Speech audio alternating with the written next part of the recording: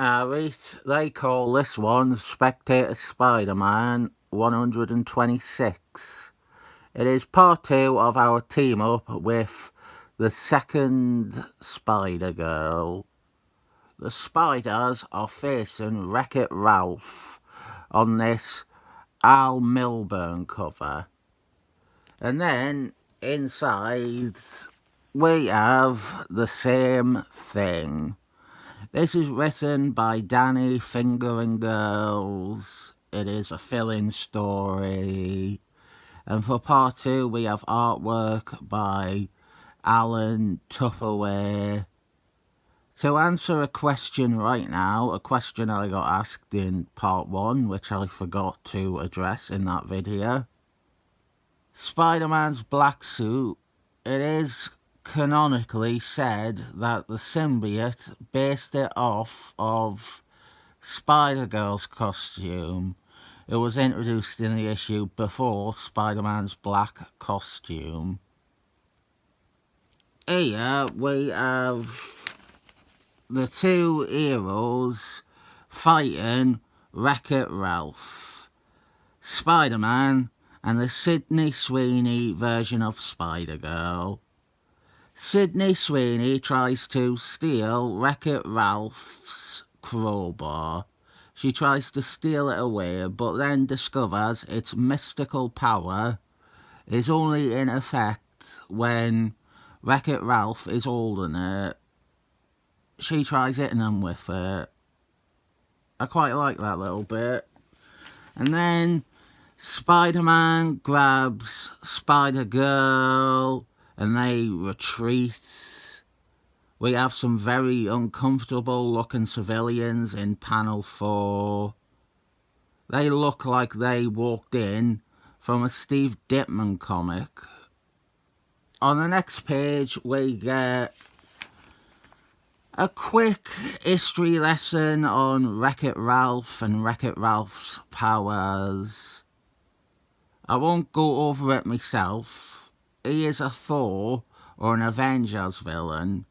I don't see much point me choosing to cover his history here in a Spider-Man video. At the end of this though, we have a reference to the Avengers story that this Spider-Man one is bookending. Wreck-It Ralph recounts his defeat at the hands of Thor. The bearded Thor too. He wasn't a match for Thor's beard. We have this really predictable and schmaltzy rubbish with Wreck-It Ralph's dying mother. Really fucking corny. We cover some ground with Spider-Girl here. Sydney Sweeney phones up both her daughter, Rachel, and a government handler. And then we have a textbook. Spider-Man inspires another hero or heroine to accept their own great responsibility to use their great powers. What I'll be talking about mainly in this one is what became of Sydney Sweeney's Spider-Girl, because it bothers me, it annoys me, and to me, and a lot of readers, she was the better Spider-Girl, and she got shelved and written out appallingly.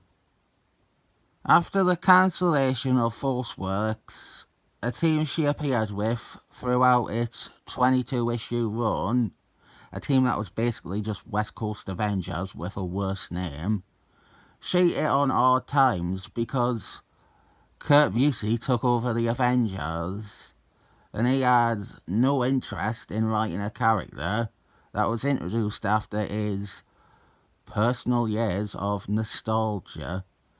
And he certainly didn't want to write an Avenger who joined the team as late as 1990.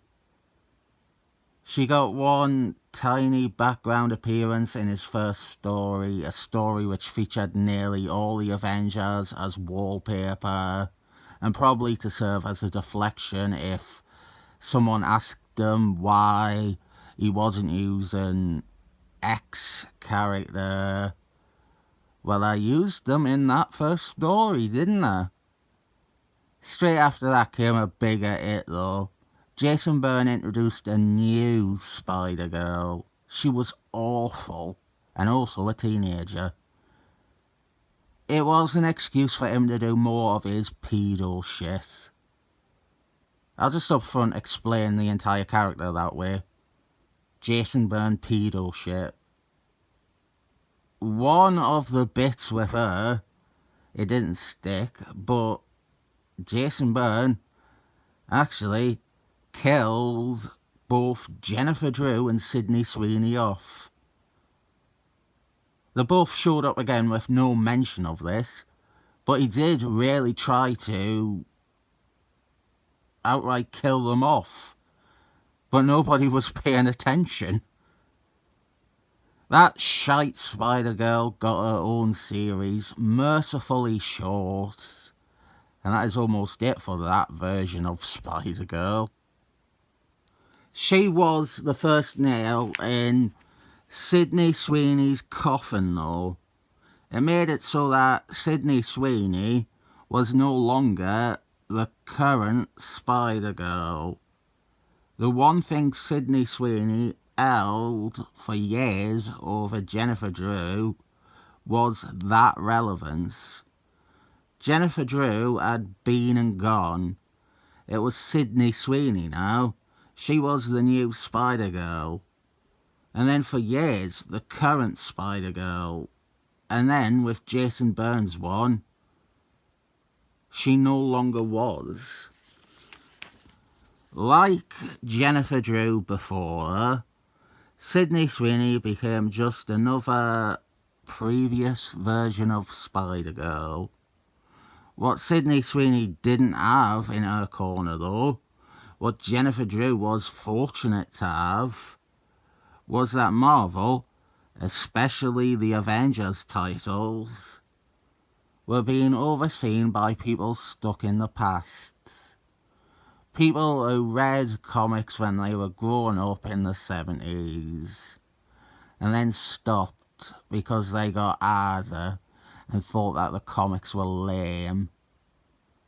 Michael Bryan Benson, backed by editor Tom Beavorth, re-established Jennifer Drew as the main Spider-Girl. She was the only one that mattered now, the failed one from the 70s, the one who hadn't appeared as Spider-Girl for 30 years. Michael Bryan Benson was attached to the character because, to quote him, she had nice hair.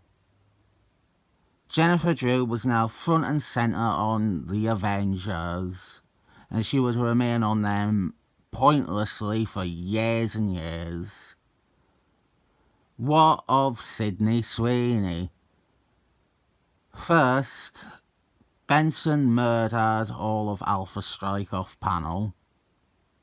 Then, he replaced Alpha Strike with a team made up of mostly characters he never wanted to have to write in Avengers, which included Sydney Sweeney.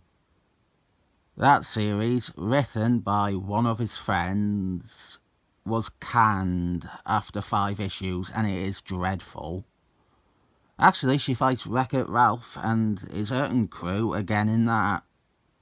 If you think, oh, maybe there could be a neat callback to this story.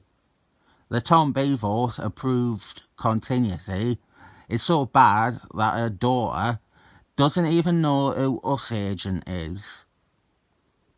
For a while that was her fate, farmed out to a dead team and left to languish in Canadian comic book limbo. She never needed to be mentioned again, ever. Benson got to keep writing the one and only Spider-Girl, Jennifer Drew, in Avengers, and nobody would ever have to bother him about the hard Spider-Girl, Sydney Sweeney. Nobody at conventions would ask him or Tom Bevoort about Sydney Sweeney, because now the answer is she is busy with Alpha Strike, but none of you bought that series, so you obviously don't like her that much. We have got the rest of the Urton crew. Wreck-It Ralph breaks them out of jail.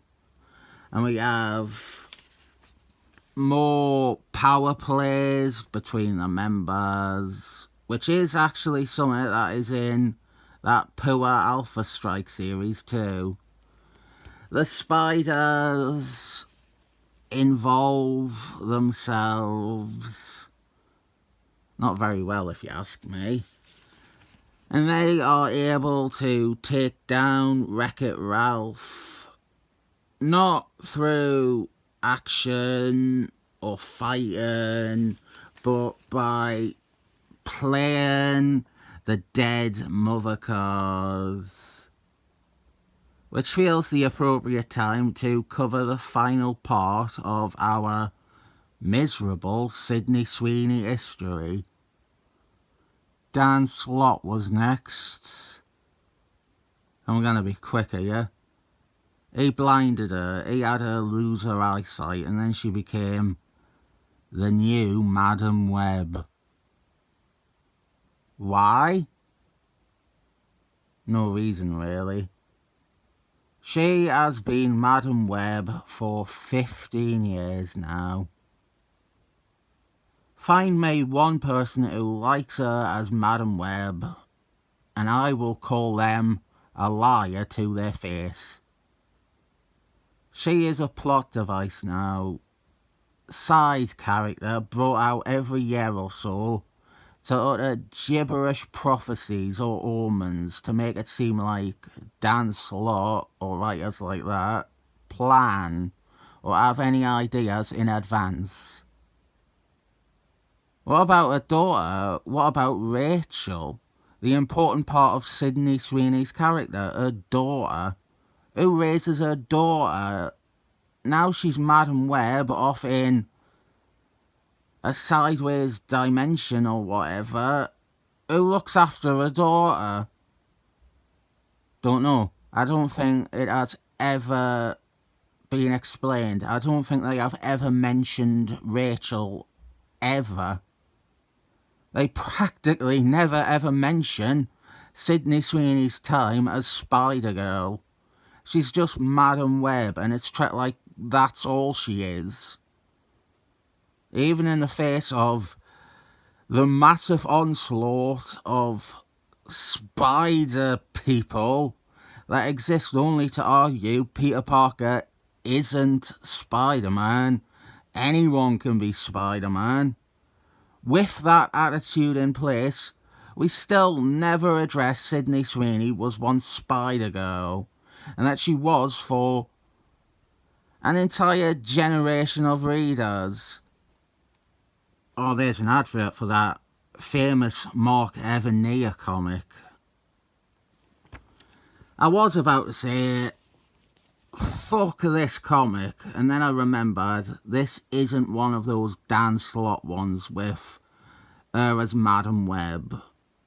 This is an alright team up. I think part 2 is a bit worse than part 1, but mainly because there's all the dead mam stuff.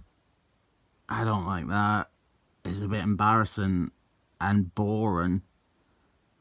For this one, I will rank it 7 thumbs up. I forgot, this is how little modern comics count to me.